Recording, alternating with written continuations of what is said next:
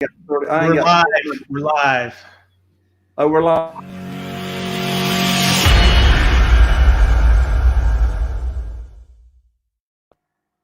Well, hello everyone, and welcome to another episode of Real Estate Investing with Jay Conner. I'm Jay Conner, the Private Money Authority, and here on the show we talk about all things related to real estate investing. And part of the real estate that we own, as you know, is the real estate that exists between your ears. And in these uncertain times, I thought it would be very timely for me to bring back on a very special guest that I had on not long ago. But with everything that's going on in the world right now with coronavirus and uncertain, I wanted to bring him back on. So I've got him in the green room. We're going to bring him on here in just a second. My special guest to talk about how to keep a positive attitude in uncertain times. This gentleman is a very dear friend of mine and Carol Joy's, and we've known him. I've lost track of time. It might have been 18 years by now, but anyway, time goes by fast. He's a certified life coach, and his specialty is working with professionals and entrepreneurs in their business. But this topic that we're going to be talking about today on this episode is actually going to really apply to anyone. So with that, welcome to the show, Coach David Price. Jay Conner, how are you?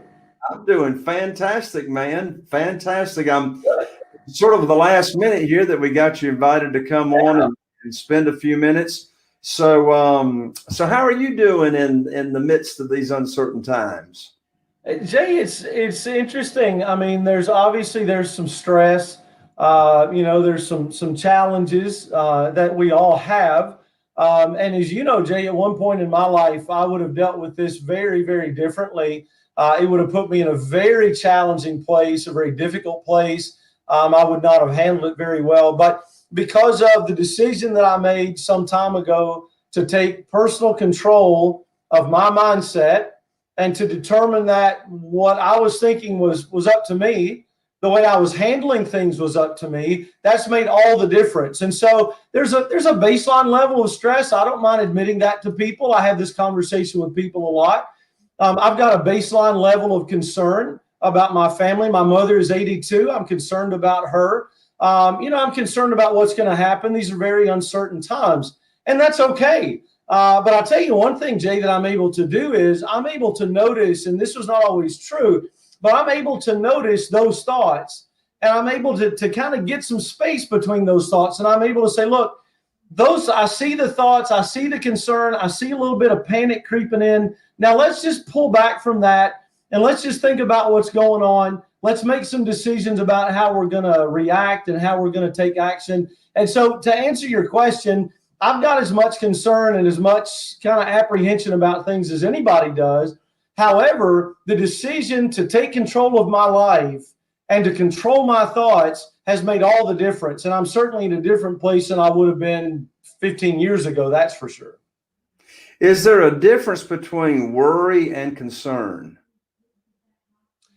Well, that's an excellent question. I believe that there is. I think that some concern about things is inevitable.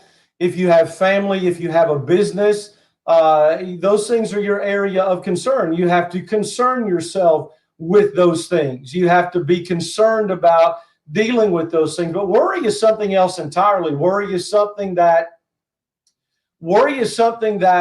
precludes action. In other words, when you're worried about something, your ability to take action is just about eliminated. Worry eliminates action, and worry eliminates the creation of solutions, right? And so these are the problems with worry. Worry is a helplessness. Worry is a victim mentality.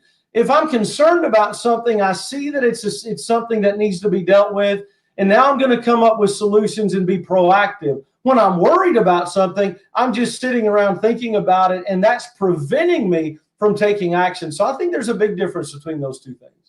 Yeah, so I forget, and you probably remember, I forget what the actual word or the actual meaning of the word worry is.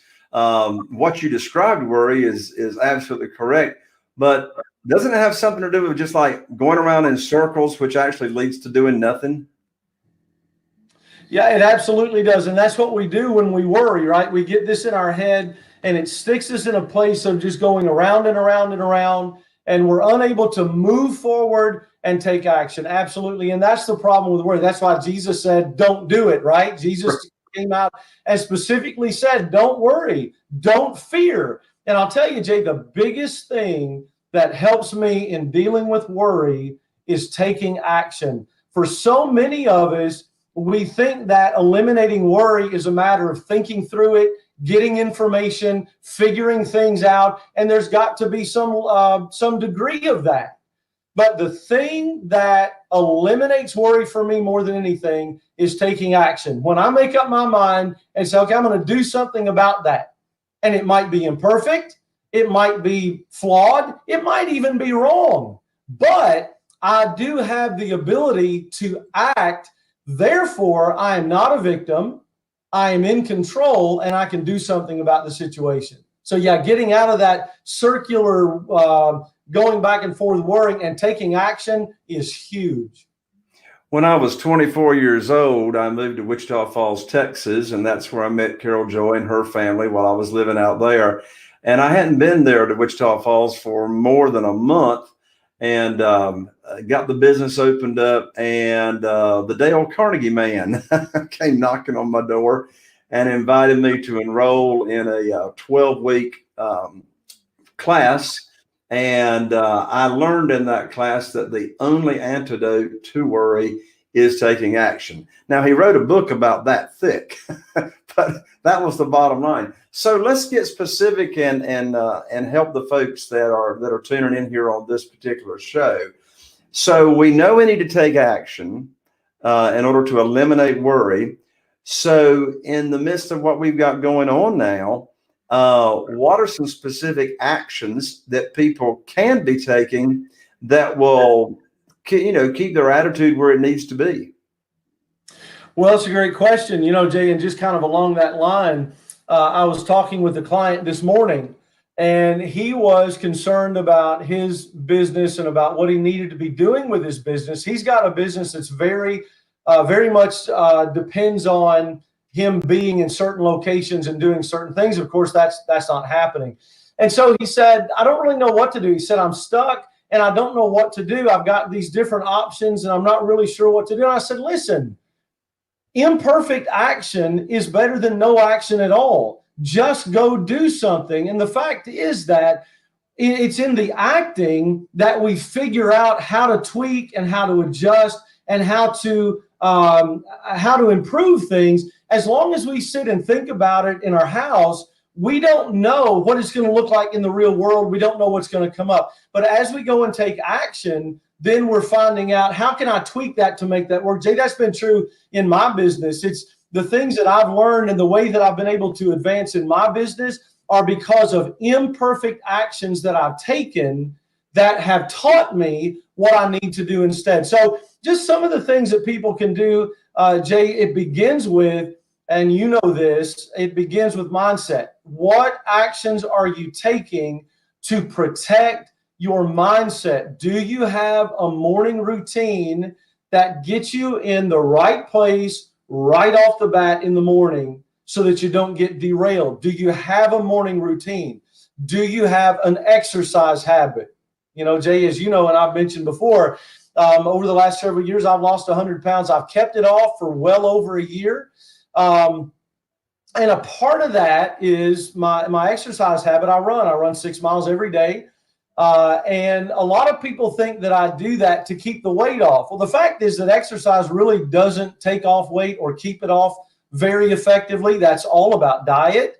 The reason I run is to keep myself sane. Running keeps my head in the right place. And so you can start exercising if you don't do that regularly. That's going to get you in the right headspace. Physical exercise really changes the brain. You can make a decision to connect with positive people. Now, people probably don't know this. You probably haven't discovered this yet.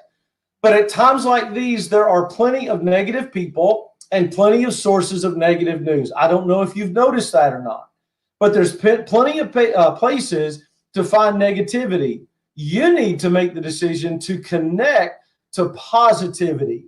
And, maybe you're in a group, maybe you're in a church, maybe you're in a business group, maybe you have, a team, maybe you have friends, Jay, like you and I have one another, and Carol and Tracy and other people. So make a decision to connect to people who are positive, right? At times like these, we're feeling kind of closed in. We're feeling cut off. And so we've got to make the extra effort to connect with positive people. So a morning routine, an exercise routine, and connecting with positive people. And particularly from a business perspective, taking action, even if it's imperfect action. In this climate, a lot of people are going to be pulling back. Jay, I was tempted to do that.